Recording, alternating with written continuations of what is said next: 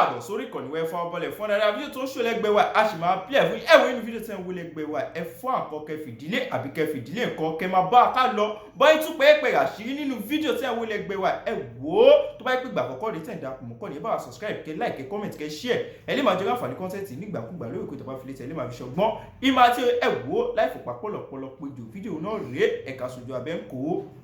a kú ìsinmi òní o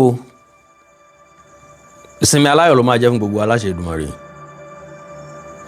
Àkàndá ọ̀rọ̀ Awikonko ló kọ mi fẹ́ni tó ẹ̀sẹ̀ ń gbọ́ mi tàbí wò mí fún ìgbà àkọ́kọ́. Àjàó àròyìn rèé Awikonko a sọ̀rọ̀ lójú ọlọ́rọ̀ bọ́lọ́rọ̀ bá gbọ́ kí bàbá ńlá bàbá ọlọ́rọ̀ ó ṣe. mo kí nínú ilé mo kí ń lẹ́dẹ̀ yìí pápápá mo wá pápápá tí wọ́n ń ṣe nílùú pápá mo kí wa pé a kú àtàárọ̀ lónìí a ti lọ ṣọ́ọ̀ṣì a ti gbàdúrà a ti lọ mọ́sáàsì a ti kírun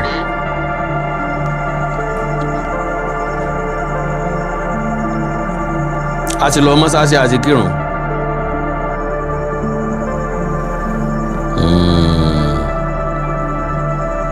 So gbogbo ẹ̀ láti jọ́sìn fọ́lọ́run gbogbo ẹ̀ láti kún fún ìbẹ̀ lọ́hùn torí àwọn oníjàlá máa sun ìjálá bákan wọ́n ní ọ̀yìnyín ogún òṣèré ogún òní jẹ́ ńrọ̀ yìnyín òun ẹ̀dá ajólúwọ̀nrán koríko odò tí ó rú mẹ̀nìmẹ̀nì ìbínú wọn sọ ni wọ́n ń pè bẹ́ẹ̀. ńgbà tá a bá sọ wípé ọ̀yìnyín ògún ò ṣeé rí ọ̀yìnyín ọlọ́run á ń kọ́ ìbínú ọlọ́run ọba mi ò ṣeé rí ọ̀pọ̀lọpọ̀ tí ń ṣẹlẹ̀ káàkiri àgbáyé lónìí ìbínú ọlọ́run ni ọ̀nà wo ló fi lù mọ́ ìbínú ọlọ́run ni pé gbogbo ntọ́mọ ẹ̀dá fi jẹ́ èèyàn pátápátá lọ́lọ́run ọba ṣe fún wa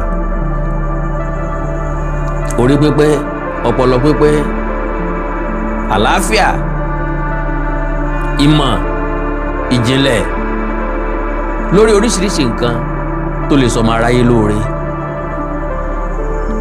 ọlọ́run náà ló tún wá fún wa lọ́pọlọ láti fi ṣe tí ó pa wá lára tàbí tí ó pa wá because kálọ́lọ́run ò fún wa lọ́pọlọ láti ṣe ìbọn ni íńtánẹ́ẹ̀tì lásán làbá máa ṣe gbègbà tí sẹ́ni tí ó fìbọn pààyàn kálọ́lọ́run ò fún wa lọ́pọlọ àdó olóró débi tá a máa pè kan núclear kínní kan tá a máa bẹ̀rù pé mọ́ bá yìí túlẹ̀ ọlọ́run ọba mi náà ni so a ní ìmọ̀ tó dáa àti ìdàkejì ilé tó wà nù méjèèjì la máa choose ṣùgbọ́n a lè gbé pẹ̀lú ìrẹ́pọ̀ pẹ̀lú àlàáfíà láìsí wàhálà láìsí ìtàjẹ̀sílẹ̀ kankan tí kálukú wa ó sì gbégbé ayé ẹ̀ nígbé nírọ̀rùn bẹ́ẹ̀ ni kálukú wa ó gbégbé ayé ẹ̀ nírọ̀rùn láì pa ọmọlàkejì ẹ̀ lára ṣùgbọ́n àwọn alágbára mẹ́mẹ̀rọ ń kọ́ àwọn igbákejì olódùmarè tí wọ́n jayé táyé fẹ́ lu mọ́ wọn lẹ́nu tí wọ́n tún wá rò ó nírò wípé báwọn ò bá tí kó gbogbo ayé ń gbèkùn àwọn ò tí gbádùn ayé báwọn bá tí fìyàjọ ọmọlàkejì àwọn ò tí lògbà báwọn bá tí sọ ọmọlàkejì ń jàǹbá àwọn ò tí lo agbára lórílẹ̀‐èdè fi ń dìde ogun sórílẹ̀‐èdè ní tí ọ̀kan lú kan ni wọ́n fi ń yọnú sí lọ̀rọ̀ lúmi fi ń jẹ́ bàbàrà lójú ìlú kan lórílẹ̀‐èdè Nàìjíríà jẹ́jẹ́ làwa kan jókòó àwa ni wọ́n ń pè ní ajókòó jẹ́jẹ́ àwọn kan ni wọ́n ń pè ní ajókòó kunkun ajókòó kunkun kì í jẹ́ ká jókòó jẹ́jẹ́ ó jókòó jẹ́jẹ́ àwọn ọmọ tí wọ́n lọ kó nílé ìwé wọn jẹ́jẹ́ wọn jókòó èròǹgbà wọn kò nílé nípa wọn lọ léèwé èròǹgbà wọn bá délé ìwé nípa wọn fẹ́ kọ́ ẹ̀kọ́ èròǹgbà àwọn olùkọ́ tí ń kọ́ wọn lẹ́kọ̀ọ́ ò ní pé àwọn ọmọ ń bọ̀ táwọn fẹ́ kọ́ àwọn ò lè gbowó oṣù ṣùgbọ́n àwọn ajókòó kunkun wọn ò jẹ́ ká jókòó jẹ́jẹ́ ó jókòó jẹ́jẹ́ wọn lè wọlé lójijì wọ́n pa wọ́n sì kó lọ. ntọ́wá délẹ̀ yìí Nnamdi Kanu ti kì wá ń lò tẹ́lẹ̀ kíkọ̀ yà ń lẹ́nu bá sọ̀rọ̀ nípa Nnamdi Kanu lálẹ́ torí pé ẹjọ́ kìí ṣe tẹni ká mọ̀ ọ́ dá wọ́n ń pe wèrè ní wọ́n ń fa pé ewúrẹ́ jiyàn àkásí àgbàgbọ́ kò nítumọ̀ lójú wa àwa sọ̀rọ̀ àwa dájá tí ó sọnù tí kì í gbọ́ fèrè Nnamdi Kanu nìkan kọ́ lọ sọ ńgbà náà àwa Yorùbá kọ̀ọ̀kan náà ń sọ ṣùgbọ́n tálákà ni wá ẹ̀kẹ́ wa ò lè tólẹ̀ láàárọ̀ àfi lálẹ́ so látàrí èyí bẹ́ẹ̀ bá gbọ́ tèmi tẹ́ ẹ̀ gbọ́ tàwọn tó kù ẹ máa gbọ́ ti Nnamdi Kanu lálẹ́ yìí gbogbo ọ̀rọ̀ tó sọ pátápátá ló make sense èèyàn máa ní èròǹgbà tó dáńgbà míì ṣùgbọ́n approach ẹ̀ ni mo ń burú jù nígbà tá a bẹ̀rẹ̀ ọ̀rọ̀ yíyapa kúrò lórílẹ̀‐èdè Nàìjíríà àtìran Yorùbá àtìran ẹ̀yà Ìgbò àwọn tá a jọ bẹ̀rẹ̀ earlier nígbà náà gbogbo wọn rí dààmú lọ́nà kan àbí kejì èmi tí mo padà lójú ọ̀nà nìkan ni mi ò rí dààmú láàrin wọn because mo rántí dáadáa lórí WhatsApp lórí Facebook mo create agitation for Oduduwa Republic eléyìí lọ́pọ̀lọpọ̀ àwọn èèyàn join fún ńlá padà change sí Yorùbá Nation agitation for Oduduwa Republic go and check it so lórí pa àwọn èèyàn tó nífọ̀n tó lè kánná àwọn tó lámì tó lápá bẹ̀rẹ̀ sí ní darapọ̀ mọ́ wa èmi tí mo sì dálẹ̀ tí mo sì pè wọ́n wá ńgbà mo tún wá wo sàkún ẹ̀ ṣèwádìí mi jinlẹ̀ mo rí pé kíní yọ̀ rọrùn bẹ́ẹ̀ bá gbàgbé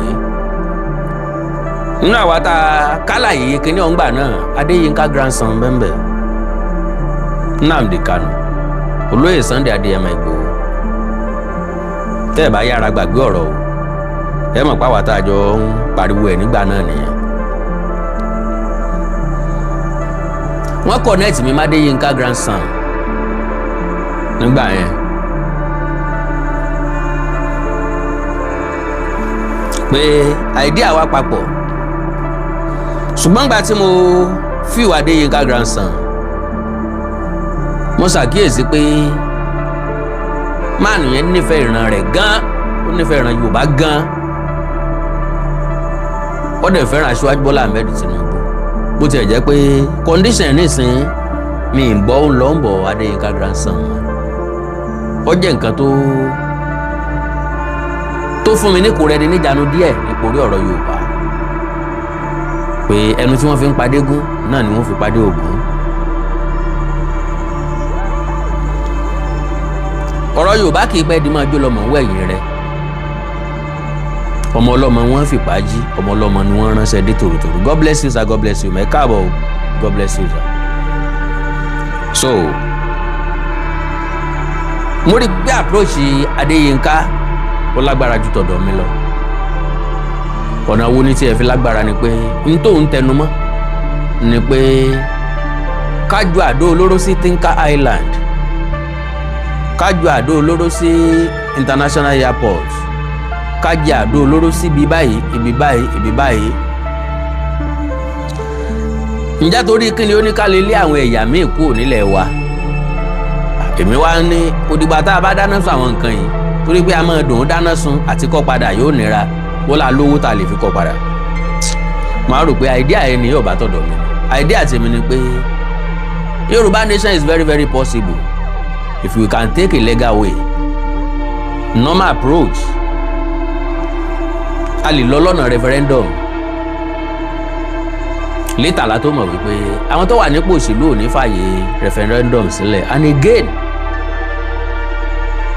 mo gbọ́ pé kò sí referendum nínú òfin Nàìjíríà ntí ó bá dẹ̀ ti sínú constitution ẹ̀ lè lò láti govern ìlú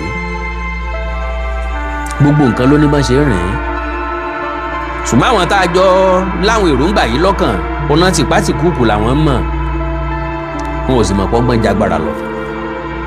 èmi Àkàndá Ọ̀rọ̀ Awíkonko wá jáde ńgbà náà ń pé bí election bá ti ń bọ̀ àwọn èèyàn tiwa tó jẹ́ House of Rep members tàbí tó fẹ́ díje àwọn èèyàn tiwa ti ń lọ sí Senate àwọn èèyàn wa tiwa ti ń lọ sí ipò gómìnà ẹ̀já máa sọ fún wọn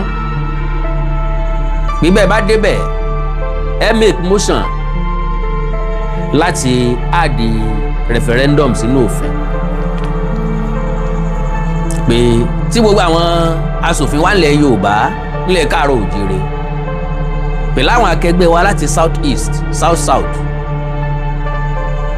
bí gbogbo a lè sowọ́pọ̀ bẹ́ẹ̀ tá a sọ pé kí wọ́n fi referendum sínú constitution wa ó possible káwọn North East North West tàbí North Central káwọn kọ̀ọ̀kan náà join wa so with that tó bá ti jẹ́ àbádòfin a lè mẹ́nu lélẹ̀ pé tó ẹjá fààyè referendum lẹ̀ o ẹni tó bá wù láti ya kúrò lára Nàìjíríà yóò lè lọ opportunity kò sẹ́ni tó dá mi lóhùn nínú wọn ntí wọn orúkọ méjì wọn ń pè mí ọ̀dàlẹ̀ àti ọ̀lẹ wọn lójo ní mí wọn nítorí pé mo lójo yẹn kí n má discourage àwọn tó kù o ìpè tá a wí pọ̀ jù èébú òtẹ́ èébú èpè òtẹ́ pè àwọn tó mọ̀ mí ó mọ̀ sọ pé Awíkonko tí dandan ní kẹ́ ẹ̀ sọ̀rọ̀ ń pa kínní ni ẹ dákẹ́ ń bẹ èpè tí pọ̀ jù tójú bá ń ta yín ẹ kúrò lórí social media bójú bá ń ta yín ẹ má ka kọ́mẹ́ǹtì torí èmi gangan tí mò ń sọ̀rọ̀ mi kì í ka kọ́mẹ́ǹtì tí n bá ti mọ̀ pé mo sọ̀rọ̀ líle tí n bá ti rí reaction àwọn èèyàn torí pé nǹkan kan ò lè discourage mi láyé mi ń tèmi o láyé eléyìí tí mo wà mọ̀ bóyá mo lè wáyé mi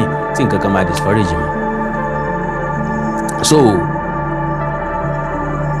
gbogbo gẹ́gẹ́ mo sọ gbogbo àwọn tó mu ní líle gbogbo ọ̀nà faragbá Adéyínká grandson kò tí ì yìnbọn ń bẹ̀ o ṣe ti àgbàgbé Simon Ekpa ni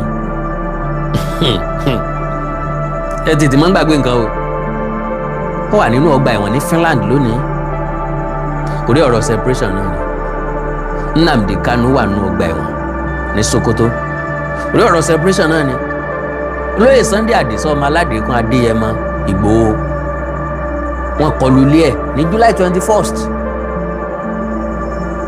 tàbí ní July 1st 2021 in 2022 no 2021 orí ló dá baba Adami padà wálé àwọn ẹgbẹ́ rẹ̀ ń bẹ lẹ́wọ̀n ìfẹ́ ìlú náà wọ́n ní o tó sún wọn débẹ̀ o ṣùgbọ́n èmi Àkàndá Ọ̀rọ̀ Awíkonko mọ̀jàmọ̀sá tá a máa kan lógun kí n tó sọ pé ojú ogun yá nkọ̀kọ́ wò ó sógun tí mo lè sẹ́ ni tí ìbá ti ṣe léyìí tí mo lè sẹ́ màá sá padà lójú ọ̀nà mi ní máìdí káwọn yóò pè mí lọ́lẹ̀ tàbí ojo torí Yorùbá ni mí Yorùbá mi complete àwọn baba ńlá baba tèmi jẹ́ kó yé mi pé ẹ̀yìn kùlé ojo láàrú òkú akíngbà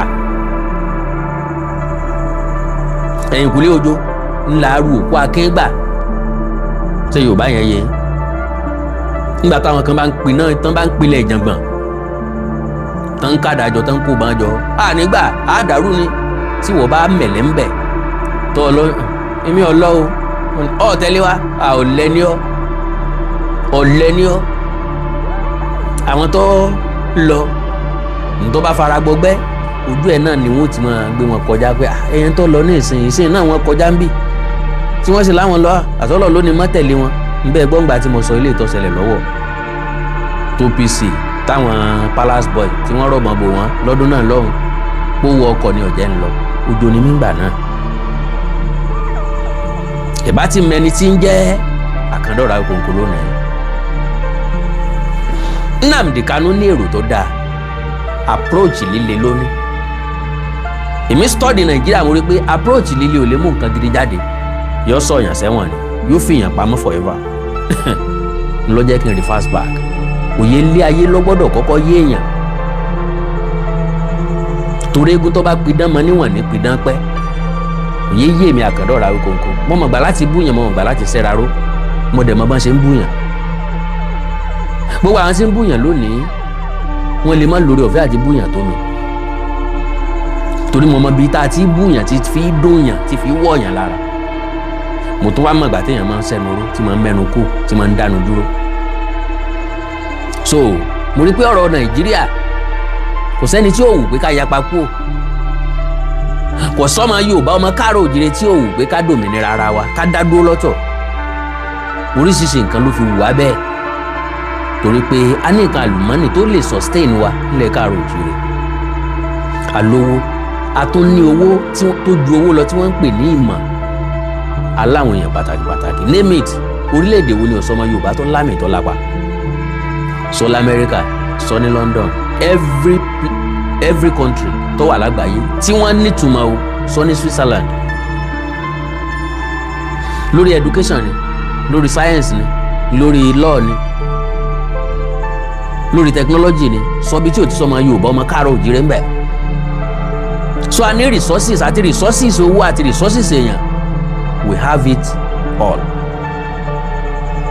but contraption tí wọ́n ń pè ní Nàìjíríà yìí kò allow wa until taba kí àwọn nǹkan ìbọnú òfin mo á bẹ̀rẹ̀ sí ní pè wọ́n pé àwọn tó fẹ́ díje yìí ẹja kọ̀rọ̀ bọ̀ wọ́n lára kán tó lọ ẹ bá fẹ́ ká dìbò fún yín báyìí lẹ́sìn ṣe wọn ò gbà n tó ti ọ̀pọ̀lọpọ̀ sínú wàhálà nìyẹn alright kí wàá ní tí mo ló gbé mi wá òun náà ni ẹ farabalẹ̀ ni o bí ìyàwó tó fowó ọbẹ̀ dájọ́ o ọ̀rọ̀ tí kálukú wa máa gbọ́ tí ó délé tí ó tún padà lọ ronú ni o yes tí n bá ti sọ bẹ́ẹ̀ mọ nǹkan tí mo fẹ́ sọ so ó possible kẹ́yìn náà ti bá pàdé ó possible kẹ́ ti come across ẹ̀ ni mo fi ní kẹ́ bá mi share program yẹn kó délé kó dóko kó dẹ́sẹ̀ kó dọ́nà jíjìn ètò tó yí ọmọ káàrọ̀ òjìrè lélẹ́yìí gbogbo tí ń ṣẹlẹ̀ sípa lónìí Nnamdi Kanu ti predict ẹ̀ sẹ́yìn èmi náà ti predict ẹ̀ sẹ́yìn ẹ̀ ń bá sọ pé rárá kọ́ lọ wo àwọn previous record mi now ẹja bọ́ sí business even in hard work God bless you we have it all I can beat my chest pé gbogbo tí Yorùbá nílò pátápátá láì wo bí we have it all a ní ilẹ̀ ọlọ́ràá tá a lè fi sọ̀gbìn tá a lè fi dáko láì lo ajílẹ̀ tí nǹkan wa ó dẹ̀ dá kí ilé tó wá kù bàbá wo gbogbo ilẹ̀ Yorùbá nìsín àárẹ̀ epo crude oil bàbá wo gbogbo ilẹ̀ Yorùbá nìsín àárẹ̀ bitumen bàbá wo gbogbo ilẹ̀ Yorùbá nìsín àárẹ̀ gold so what else do we need we have manpower we have intellectuals we have psychologists we have engineers we have scientists mathematicians name it kò sí nǹkan tá a fẹ́ tá a ní so now Nnamdi Kanu ibi tó bá wà lónìí ilẹ̀ rẹ̀ o kò tí ì kú o kò sì ní kú lágbára Ọlọ́run ó ṣeé ṣe kí Nnamdi Kanu rà ánú gbà bẹ́ẹ̀ ni Nnamdi Kanu is a good man with good intention àgbékalẹ̀ rẹ̀ lọ wrong ẹni tó rí pé ìyà ń jẹ ìran ẹ̀ tó dìde fún ìran ẹ̀ ṣùgbọ́n tó wá gba ọ̀nà tìpátìkúùkù kò sẹ́ni tó lè jẹ lọ pẹ̀lú ọ̀nà tìpátìkúùkù ní Nàìjíríà yìí o lẹ́ni other country gan l'Amẹ́ríkà ò lè lo tìpátìkúùkù jẹ lọ tẹ́ ẹ bá jagun ẹ̀sìn padà bọ̀ ní tébù ilé mi fi sọ wípé a ní láti tàjẹ̀ sílẹ̀ ẹja kúkú bẹ̀rẹ̀ láti tébù. so Yorùbá àwa ní approach tó dáa a ní èròǹgbà tó dáa a dẹ̀ ní approach tó dáa la fi ń lo legal way mi a ní ìdí àwọn negotiator nǹkan la fi ń lọ kí lorúkọ ẹ̀ United Nations nǹkan la fi ń kọ lẹ́tà la fi ń ṣe referendum orí social media àti bẹ́ẹ̀ bẹ́ẹ̀ lọ so ẹ bá ń tẹ́tí inú yín bẹ̀lẹ̀ jẹ́ ẹ bá rí dájú pé ẹ bá mi share program yìí o God bless you ẹ já lọ. Some of you do not understand what the Fulanis have in store for you. Very, very soon it is going to happen, and when it happens, your eyes will clear and about. Very, very soon it is going to happen, and when it happens, your eyes will clear. ojú wa ti ń clear lóòótọ́. Nnamdi Kanu ti sọ years back. Bí ó dàbí ẹni pé ẹ mọ nǹkan tí Fúlàní ní in stock for you, kò sí nǹkan ní in stock. Ìwọ gbọ́, èmi gbọ́, ẹ̀yin gbọ́, àwa gbọ́ lẹ́nu Sir Ahmadu Bello. Ó láwọn bàbá àwọn ti jogún ilẹ̀ Nàìjíríà fáwọn títí dé ìgbèrí òkun, àwọn ó sì gbà débẹ̀. Usman Dan Fodio ló sọ bẹ́ẹ̀. Meanwhile, Fúlàní ò kí ń sọ ọmọ Nàìjíríà. Ogun ẹ̀sìn wọn jà débi pẹ̀lẹ́sìn. Kan fi rápálá wọ Ìlọrin, wọn ò kúkú kógun dé Ìlọrin. Ọ̀tẹ̀ àti rìkísí ọmọ Yorùbá ló bí bìlísì sí wa lọ́rùn. Bí Aólé ọ̀bá gbógun sáfànjá, Àfọ̀njá ò ní wá ìrànlọ́wọ́ káàkiri. Aólé gbógun sáfànjá, Àfọ̀njá wá ràn lọ́wọ́ dé ọ̀dọ̀ Ali Saliu, Ṣéwù Álímì. Ó ràn lọ́wọ́ láti jẹ Ọ̀yọ́run. Wọ́n pa Àfọ̀njá, wọ́n jogún ilé Àfọ̀njá. Ìran Yorùbá nìkan náà ní ìṣera wọn tí jẹ́ lọ. Bó bá jẹ́ yàmí ló kojú ogun sí wa, wọ́n bá wa ń bùbá, wọ́n bẹ̀ kún wa ń bùbá. Ṣùgbọ́n ogun ilé ni máa ń sábà ja ìran Káàárọ̀ Oòjíire. Ọ̀yọ́ ló ti bẹ̀rẹ̀. Ọ̀yọ́ ló ti bẹ̀rẹ̀. You see it very clearly. I was warning you. It is the spillover of BSM, should I say, terror effects that we are feeling right across the South. That was why we said with the launch of ESN that we cannot allow that nonsense to continue. Now, ó nítorí ẹ̀ làwọn ṣe gbé ESN kalẹ̀, Eastern Security Network. Lo and behold, ESN, do you know pé wọ́n dúró dòfin ìjọba? Olóyè Sunday Adéyẹmọ Ìgbòho ṣẹ̀ṣẹ̀ ń dódà púrófà kí federal government ó approve ìró ẹkùn, kí Ṣèyí Mákindé ó fọwọ́ sí ìró ẹkùn. ESN, ẹnìkan kan ò give damn for anybody. Nnamdi Kanu give order, wọ́n dá ESN nílẹ̀ ni, wọ́n dẹ̀ wà well operated, well prepared. Wọ́n dẹ̀ carry out operation wọn lóríṣiríṣi ọ̀nà, though wrongly, in wrong way. Ṣùgbọ́n wọ́n rí kankan achieve. Eégún Fúlàní ò lè ṣẹ́ ní East kan sọ pé àwọn ń dẹran káàkiri. Kì í ṣe pé wọ́n lé Fúlàní léré lásán, wọ́n gbẹ̀mí Fúlàní, wọ́n gbẹ̀mí màálù wọn.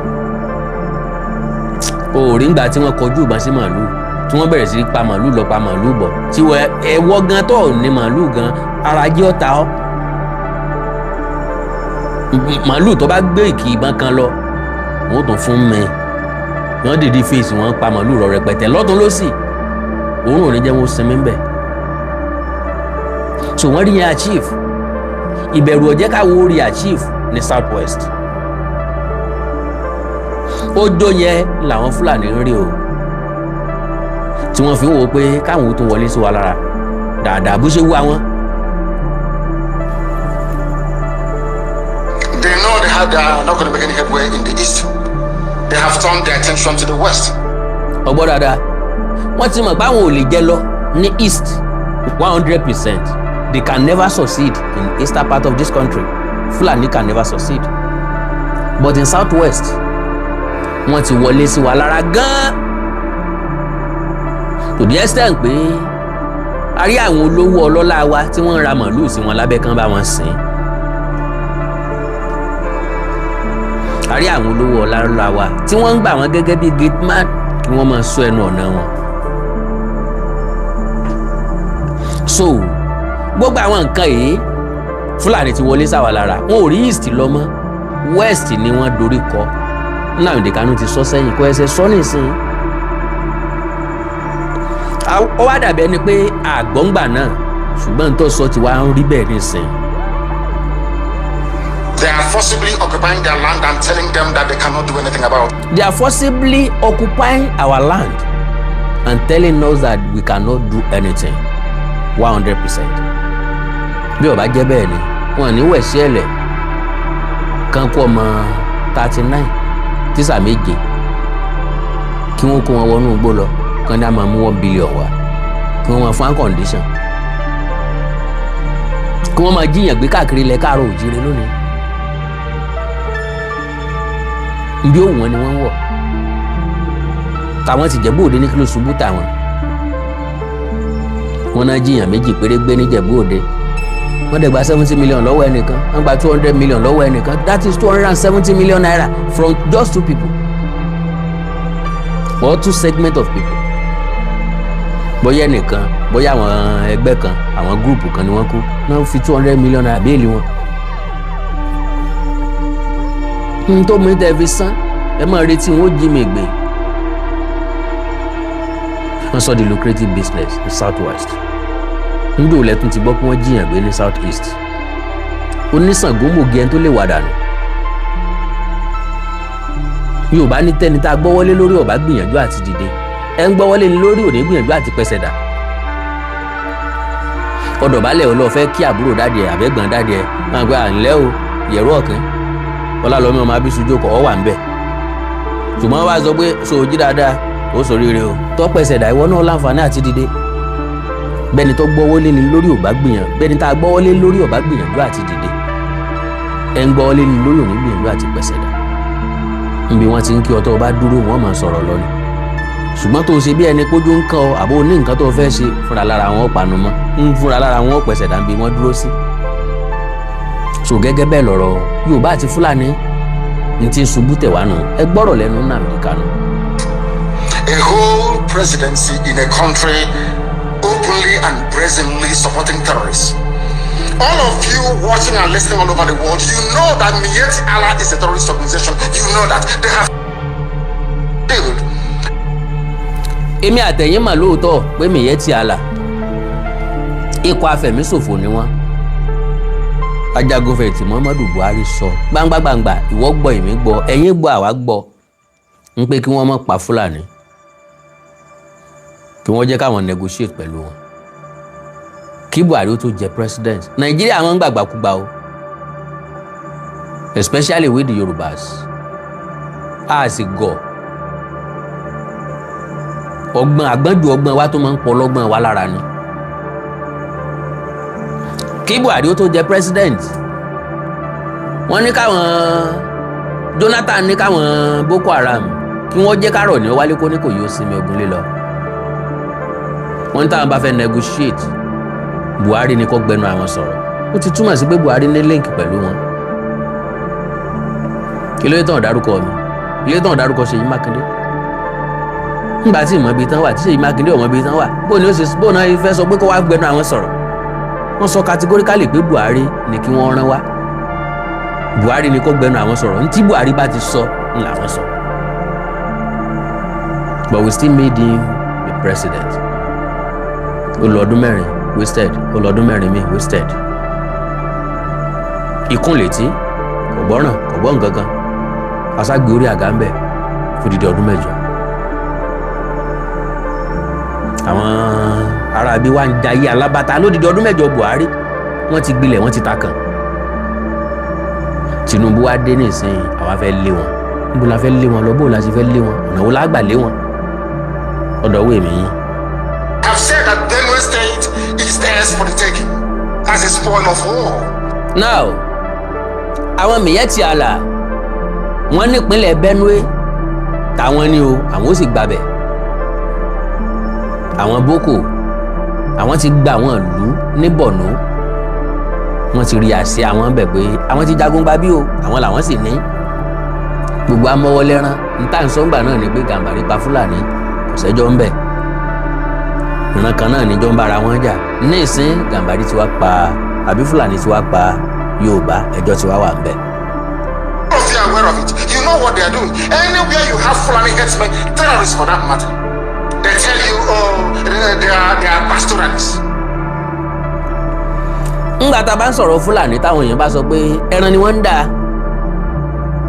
bísínẹ́sì wọn ni Ajagunfẹ̀yìntì Muhammadu Buhari kọ́lọ́ mọ́jì ó sùn rí ibi tó bá wà kọ́kọ́kọ́ jáde ó lóun fẹ́ ṣe grazing route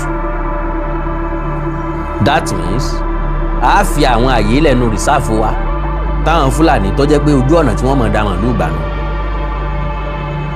a ní no olókè ẹja ṣe kátù koloni. àwa ń béèrè lọ́wọ́ ẹ̀ pé màálù dídà bísínẹ̀sì ẹnìkan ni kò kà wá tó kùnà ó kì í ṣe bísínẹ̀sì tiwa. báwo ni bísínẹ̀sì ẹnìkan ṣe máa mú láyò odidi president? báwo ni bísínẹ̀sì ẹnìkan ṣe máa mú láyò odidi government? bísínẹ̀sì aláta ò mú láyà yín, àwọn tó ń kóṣù wọlé ò mú láyà yín, àwọn tí ń da màálù ṣe máa mú láyà yín. kí ni importance màálù fún wa? táàsì èèlò ni táàsì tẹ́ ń gbà lórí màálù tán ń dà? nothing. kọ̀rọ̀ àwọn tí ń kẹ́lù wọlé látòkè òkun ò mú láyà yín, àwọn tí ń kó oògùn wọlé ò mú láyà yín, àwọn tí ń kó mọ́tò wọlé ò mú láyà yín, àwọn tí ń kó tọ́kí wọlé ò mú láyà yín, àwọn tí ń kó òróró wọlé ò mú láyà yín, àwọn tí ń kaṣọ wọlé ò mú láyà yín, àwọn tí ń da màálù sí wa mú láyà president wa. torí pé ká fún ọ láǹfààní, ká fún ọ lórí ọ̀fẹ́ torí pé àwọn ń daran jẹ. ó ṣe wá kàn wá. àtúnlá àgbà kátùkọ lónìí náà bá tún yọwọ́ Ruga settlement. wọ́n ti Ọ̀ṣínbàjò síwájú ńgbà náà. àsáré kò fún tátátátátátá Ọ̀ṣínbàjò farí mú. ìwọ̀n Ọ̀ṣínbàjò ní máa ń lọ́kọ̀ àwọn ìyá lọ́jà ní ọmọ pín 10,000 káàkiri láyé ìgbà náà. ìnà Buhari máa ń rán. so They are allowed to do their businesses in the forest. Why? All of you are aware of it. But you kept quiet, hoping that somehow Tinubu will emerge as the president, or an Igbo man will come as the president, and your family will start enjoying. But in the meantime, you have no more farmlands, you have no more forests, you have nowhere you can call your own home. reality èròǹgbà wa ń gbà náà nù. ẹ mọ̀ jà bá wọn jà bóyá Tinubu ó wọlé. Tinubu ti wá wọlé báyìí nìsín. ọdún mẹ́ta Bọ́lá Tinubu ti rí kọjá ní May 29. ọdún kẹrin ẹ̀ là ń gùn, àtàsọ kẹrin ẹ̀ là ń gùn lọ yìí. story ò change lórí ọ̀rọ̀ àwọn afẹ̀míṣòfò. bí wọ́n ṣe ń pa kúkúrú wọ́n ṣe ń pa gígùn, bí wọ́n ṣe ń gbé obìnrin wọ́n ń gbé ọkùnrin. àwọn obìnrin ló ṣàgbákò jù torí kò pọ̀ nínú wọn tí máa ń bọ̀ lọ́fẹ̀ẹ́ tí wọn ò ní kó ìbásùn fún. mò ń wò kan àwọn Fúlàní bíi 8 ni wọ́n ń bá a sùn. wọ́n wà láàárọ̀ wọ́n wà lálẹ́ ńgbà míì. wọ́n tó sáfù lórí ẹ̀, kálukú sí tiẹ̀ yóò rọ yọrùn, kálukú sí tiẹ̀ yóò yọrùn, kálukú sí tiẹ̀ téèyàn gbọ́dọ̀ kọ̀. wọ́n á tó mú tìpátìkúùkù pé kọ́ mọ yáta wọn yìí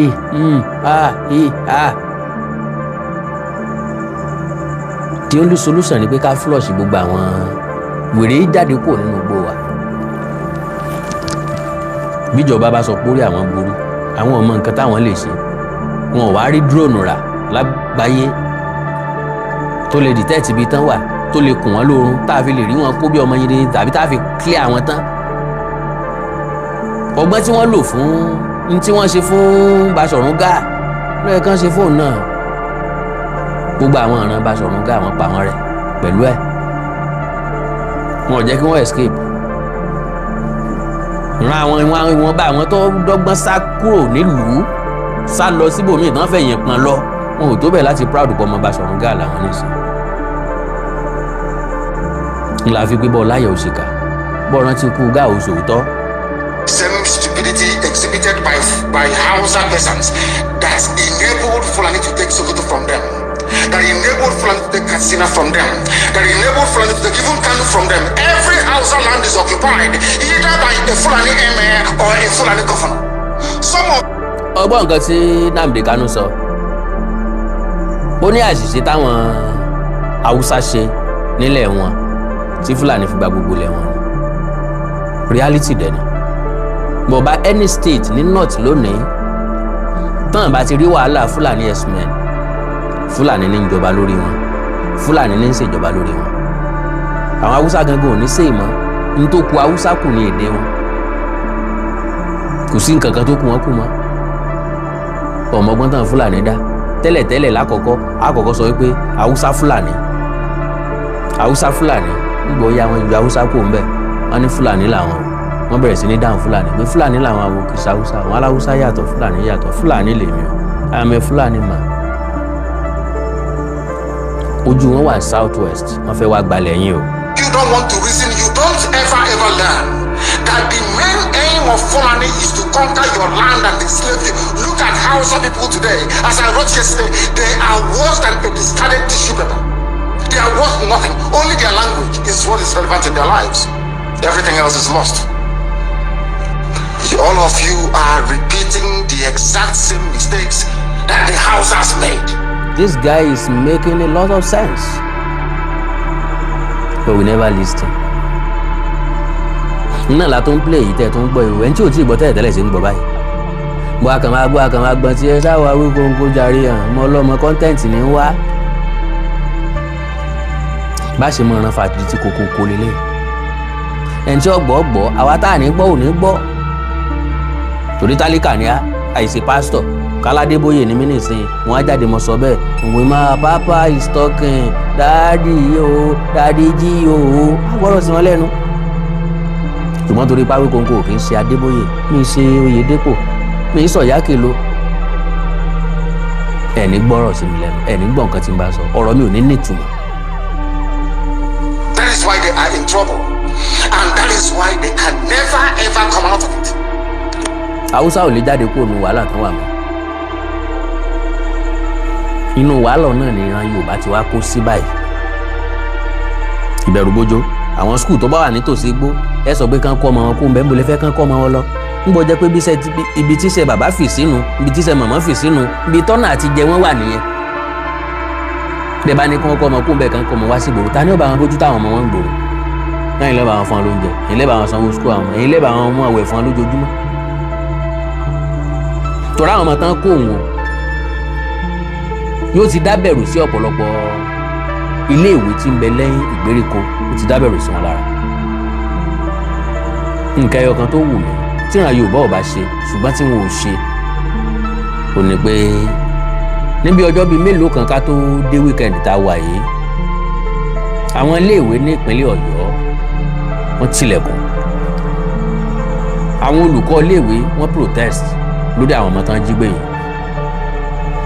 Èmi ṣe bí kan náà ni wá ni nígbà tó bá dé bójú bá mú párùn tí ń sogójì ń sọ ọ̀ọ́dúnrún pé tó bá dé bá bọ́ya dé ó yẹ kó ṣe gbogbo ọlọ́yà bó ni ò bá ṣe rí ká ní bá ṣe protest lọ́yọ̀ọ́ tí wọ́n tilẹ̀kùn léèwé lọ́yọ̀ọ́ wọ́n ti public school wọ́n sọ fáwọn ti private school kan tilẹ̀kùn àwọn superb tilẹ̀kùn kílódé àti tìpínlẹ̀ Ọ̀ṣun ṣáì lọ school ṣé lílọ school àwọn ọmọ wa ń jọ náà wọ́n ti wá fi sóríire báyìí àbá ìlọ tán bá lọ school lọ́jọ́ náà ìyẹn ló máa sọ wípé kán má sóríire. Ó yẹ kí solidarity yẹn pọ̀ kí ìpínlẹ̀ Ògùn kan ti tọ̀dọ̀ wọn náà bí ìpínlẹ̀ Ọ̀yọ́ ṣe ti tí wọ́n yẹ kò yẹ kó jẹ́ Ìbàdàn nìkan Ọ̀yọ́ Ògbómọ̀ṣọ́ everywhere kan tilẹ̀kùn school láì sọlidé kí wọ́n gbé school tì àti private àti ṣe public kọ́sùn ó ṣe bẹ́ẹ̀ kó Èkìtì ó ṣe bẹ́ẹ̀ kó Oǹdó ṣe bẹ́ẹ̀ Lagos state yọmọ pòkì wọ́n lè mọ́ support wa Ogun state lè tẹ̀lé wa ọ̀rọ̀ wa ìbá nítumọ̀ dáadáa majority èèyàn bá fi ilẹ̀ kí ló dé tẹ́ school hàn lọ school lónìí àtòdí àwọn ọmọ tán jí kó ni tòdí àwọn ọmọ tán kó táwọn ajínigbé gbé yẹn ni àtàwọn tíṣà wọn.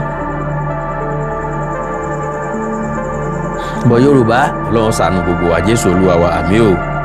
so àwọn Haúsá ò lè bọ́nu wàhálà tán kóra wọn sí àwa náà ò lè kú kọ́lọ́ ń jẹ́ káwọ́ kúrò ń bẹ̀ àwa máa kúrò ń bẹ̀ ń tiwa àwa máa kúrò ń bẹ̀ ń tiwa.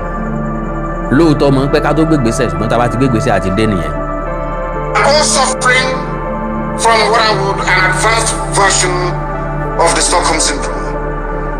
Can you imagine that these people came into their land and took it over and they cannot do anything about it?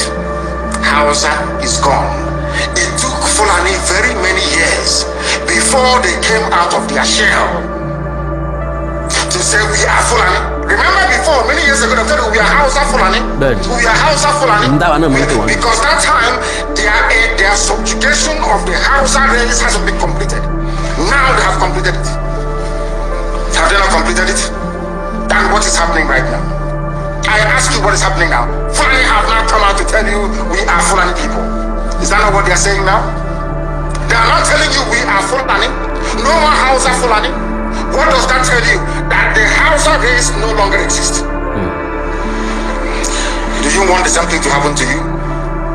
Do you want the same thing to happen to your families, to your villages? Do you want your towns, let's say, Ogbomoso, to be renamed into a Fulani name? Can you imagine? Ògbómọ̀ṣọ́ ló dákọ̀ o.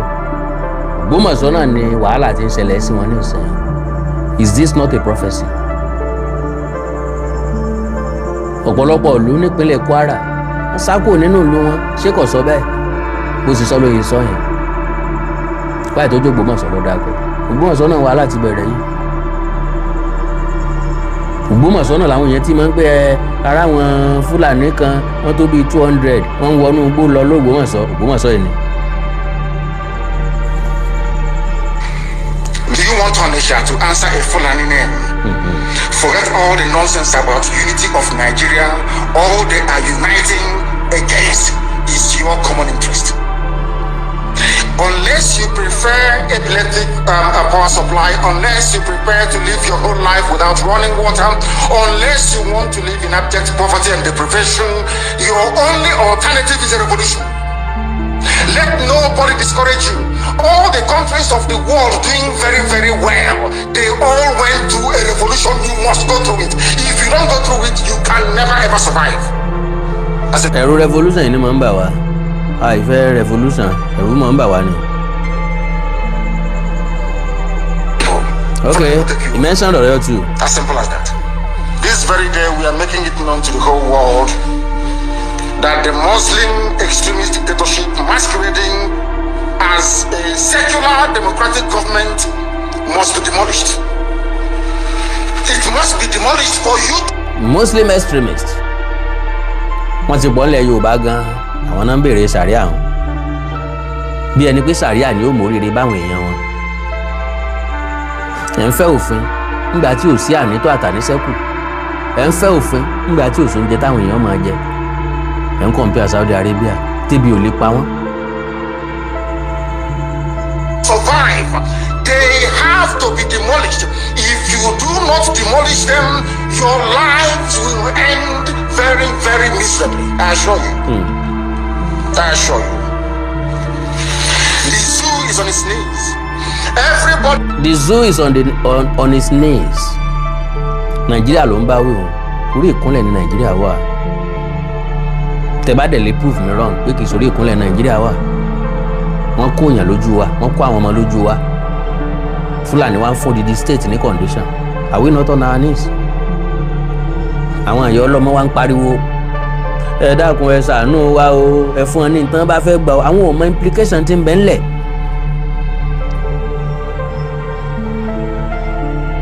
Wípé ọ̀rọ̀ tó só sí ni lẹ́nu tó buyọ̀ sí ni. A gbọ́dọ̀ pọ́n sólá, a gbọ́dọ̀ túyọ̀ dànù.